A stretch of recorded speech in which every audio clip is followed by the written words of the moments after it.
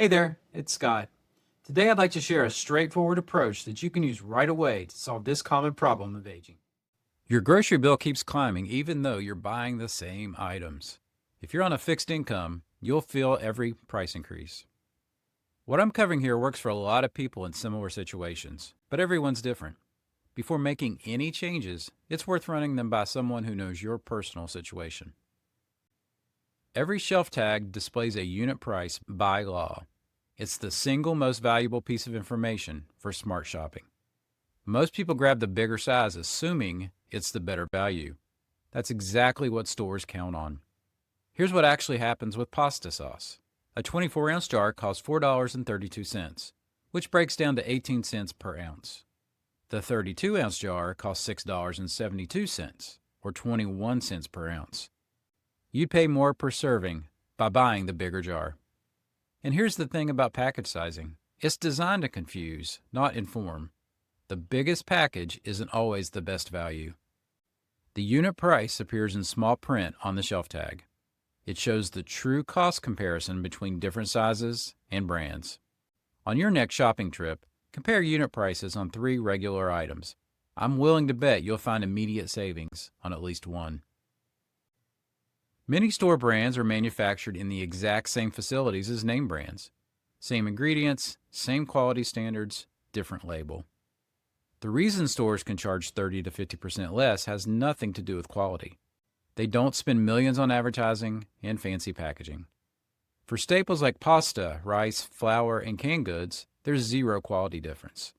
The nutritional content is identical. Here's an example. Generic acetaminophen at $4.99 contains the exact same active ingredient as name brand Tylenol at $12.99. The FDA requires generic medications to meet the same standards as brand names. Now, here's how to verify you're getting true equivalent quality.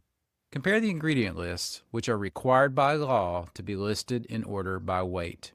If the first 5 ingredients match, you're looking at essentially the same product. You're not settling by choosing store brands, you're refusing to pay for marketing. Pick one category this week, like pain relievers or canned tomatoes. Compare labels ingredient by ingredient. Stores follow predictable patterns for marking down items. Knowing when to shop can save you hundreds annually without changing what you buy. Tuesday and Wednesday mornings typically offer the most markdowns. Stores clear weekend inventory on Monday, then apply markdown stickers Tuesday morning. You'll find 30 to 50% off stickers on meat approaching its sell-by date. These foods are completely safe and often at their peak ripeness. Here's what matters about dates. Understand the difference between sell-by and use-by. Sell-by is when stores should sell them, but the food often remains fresh for days beyond that. Plus, bakery sections often mark down items at the end of the day. Bread and rolls from that morning go to 50% off in the late afternoon. Try one Tuesday or Wednesday morning trip this week. Note what's marked down to see if adjusting your routine makes sense. Stores intentionally price certain items below their cost to get you in the door. These loss leaders are advertised heavily with prices that seem too good to be true. They're real and they're strategic. Stores lose money on these items, banking on you buying higher margin products during the same trip. Here's your strategy.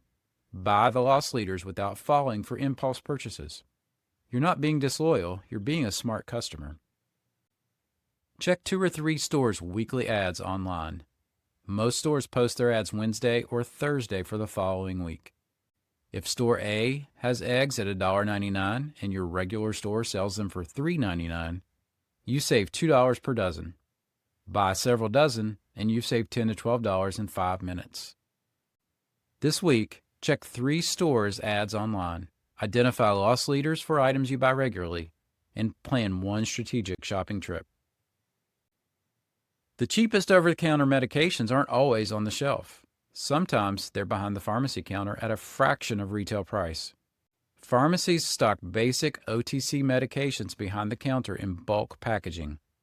These aren't prescription items. They're the same products in larger containers at better prices. Here's the difference.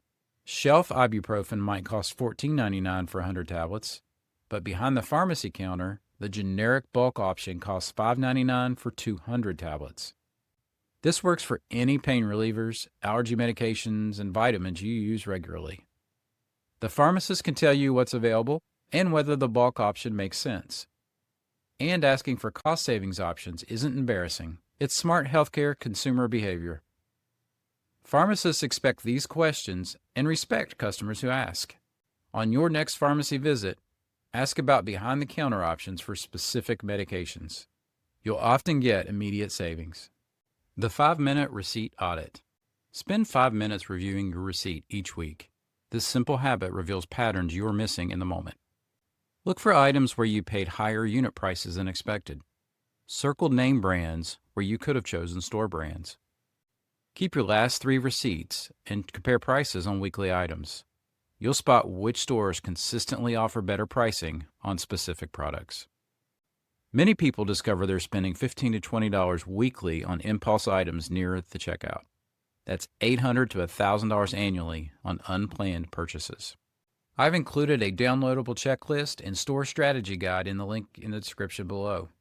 These tools help you implement all 5 strategies without feeling overwhelmed.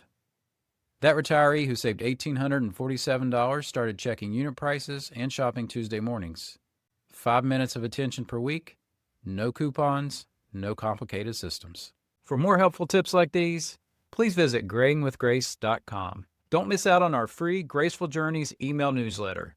Subscribe today at grayingwithgrace.com/newsletter.